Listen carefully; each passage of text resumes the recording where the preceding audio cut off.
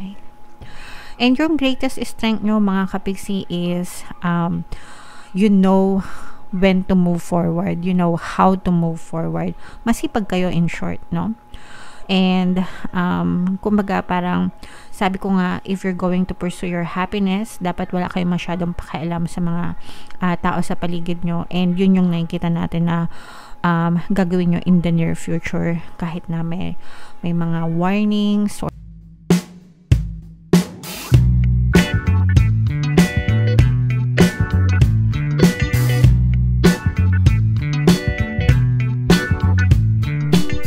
hello guys, hello Leo, welcome back to Pinoy Pixie Tarot. Ang pamagat ng episode natin for tonight is story mo ba to? Ito ay isang timeless reading para sa Leo, Sun, Moon, Rising, Sign, and Venus.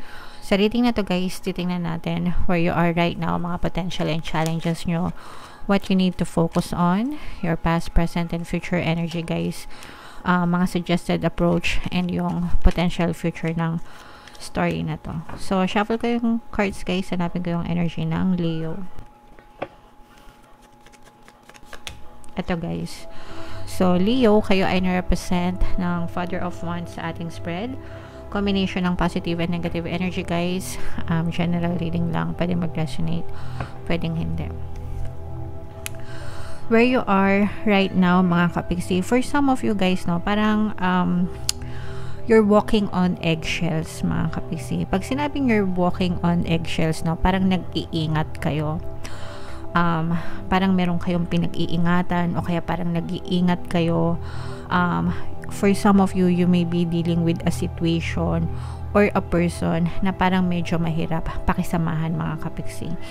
Tinitimbang nyo kung paano kayo kikilos, kung paano kayo magre-react, kung paano kayo aarte, no, sa harap ng sitwasyon na ito, sa harap nitong tao na to. So parang yun nga yung sabi ko, yung walking on eggshells, 'di ba? Pag alam nyo ba yung 'di ba pag eggshells, 'di ba, syempre sensitive yon or marupok, 'di ba?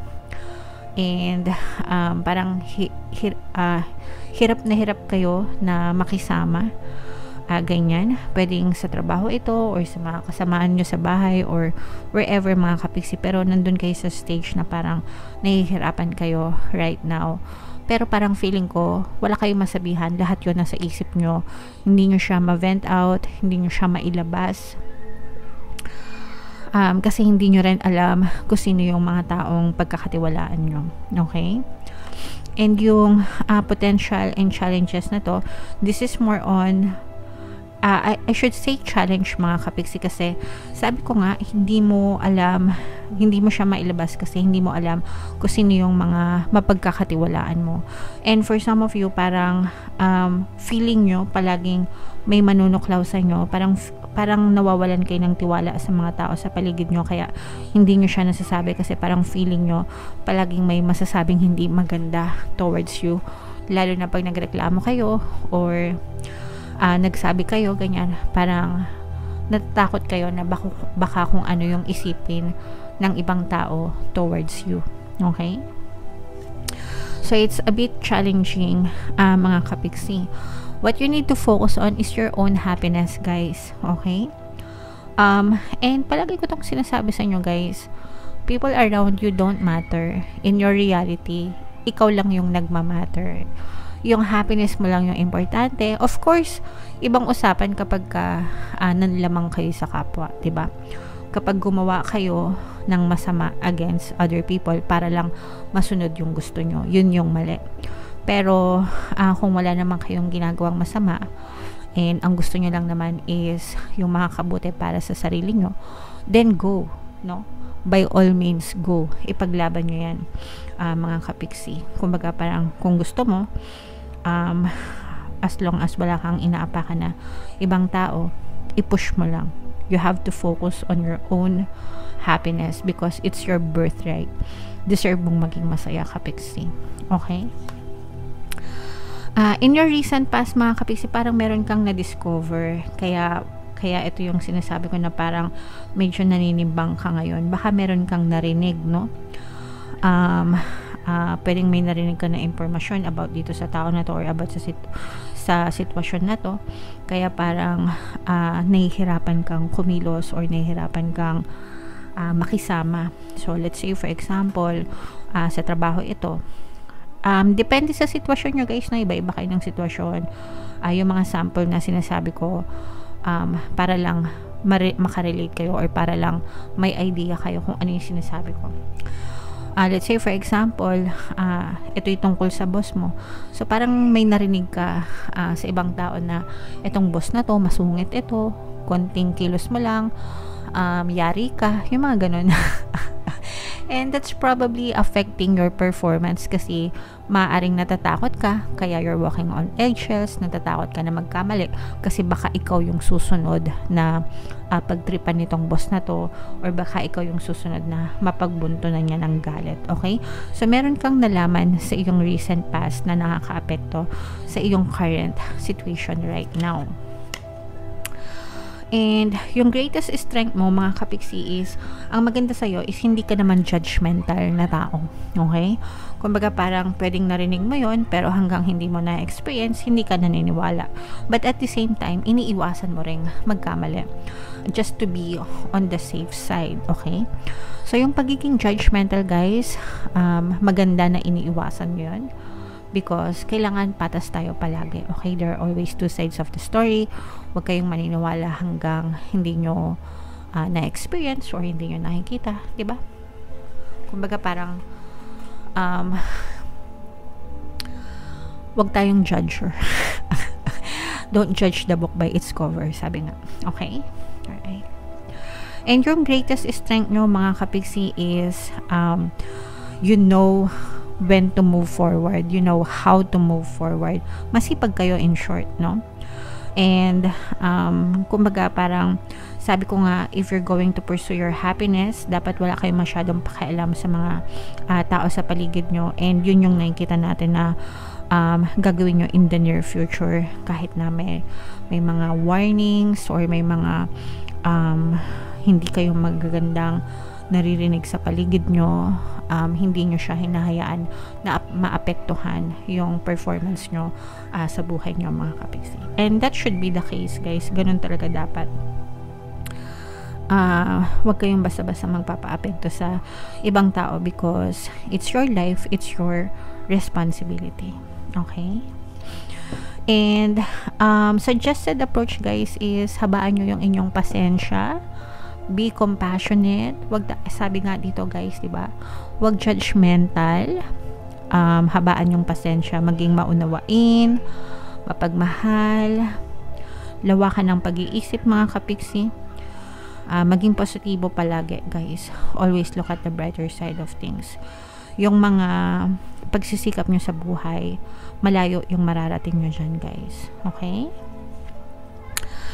And what you need to know, this is an earth sign energy.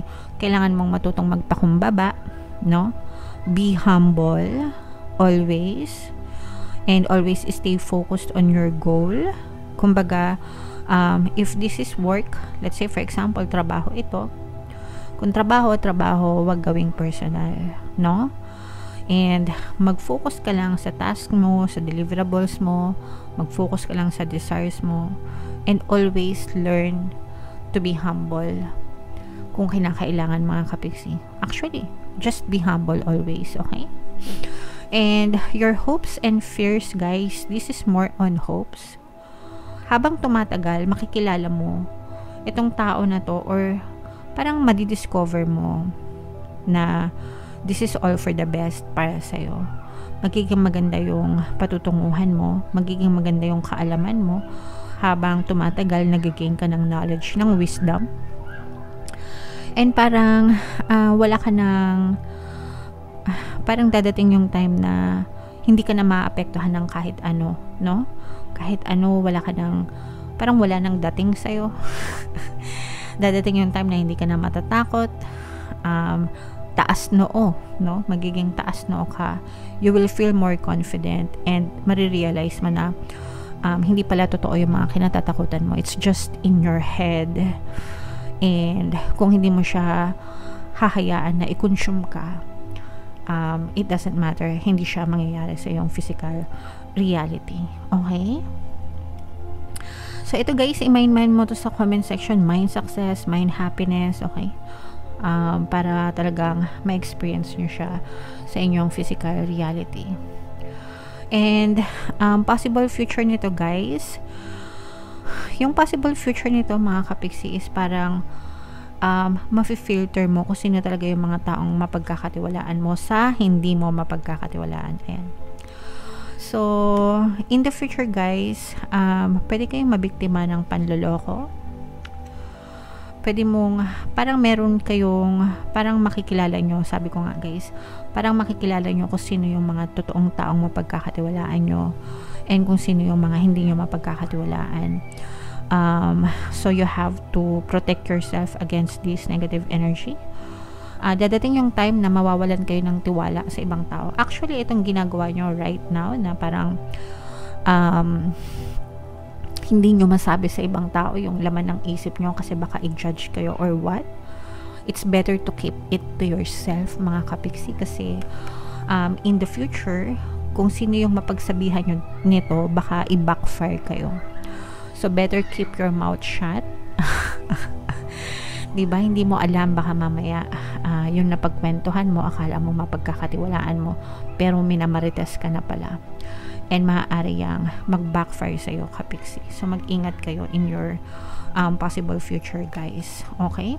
Hindi lahat ng kwento sinishare, hindi lahat ng experiences sinishare. Sometimes, kung sino pa yung mga akala mong mapagkakatiwalaan, diba? Yung pa yung mga tumitira sa'yo ng patalikod, comment down below sa mga nakaka-resonate, pero mag-ingat na lang kayo mga kapiksi. Alright? So, yeah.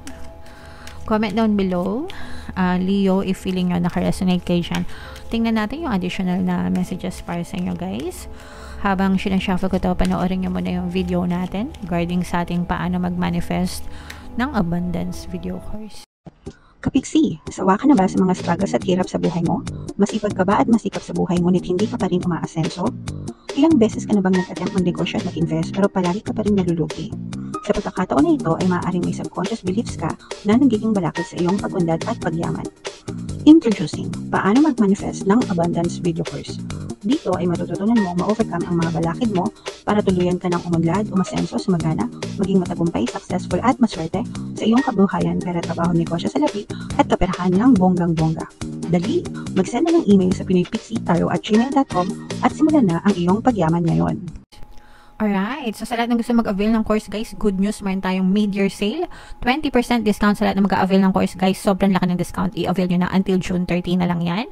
And meron tayong bagong course guys, paano mawala ang third party at magkaroon ng harmonious na relationship para sa mga naman problema sa mga kabit, sa third party sa relationship nila, para sa inyo ang course na yan. Good news ulit, opening promo tayo until June 30, 30% discount, sobrang laki ng discount guys, i-avail nyo na habang maliit pa yung price. Okay, so Leo, ito yung additional message. Grabe ito guys. Grabe. Prosperity, abundansya. Okay? Prosperity, kasaganaan. The universe is pouring its abundance out to you. Be open to receiving. No? Maging receptive kayo guys, ready to receive, yung ibig sabihin ng be open to receiving. Always kayo mag-thank you, always be grateful, always i-appreciate nyo yung mga blessings na dumadating sa inyo. Kapag ginagawa nyo yan guys, nagiging open to receiving kayo sa mga abundance, prosperity sa inyong buhay. So, i-mind nyo yan guys mind kasaganaan, mind kasiyahan, mind success, mind tagumpay, mind abundance, yan talaga, sobrang positive. And be strong, okay? You are stronger than you think you are, and your strength assures a happy outcome. Maging malakas mga kapiksi, especially sa mga panahon ng eto, yung mga nahihirapan kayo, no? Be strong, kaya nyo yan, malalampasan nyo yan, guys, okay? Alright. So, comment down below, Leo, if feeling nyo naka-resonate kayo dyan. Guys, ito yung ating mga pampaswerte, subliminals. Pakinggan nyo para makatulong sa inyo mga kapiksi. And ito naman yung ating success stories ng paano mag-manifest ng abundance video course. Click here to subscribe, guys, and click here to join our membership program. Thank you for liking, sharing, and subscribing. And see you again next time. I love you all, guys. Have a nice day. Bye-bye.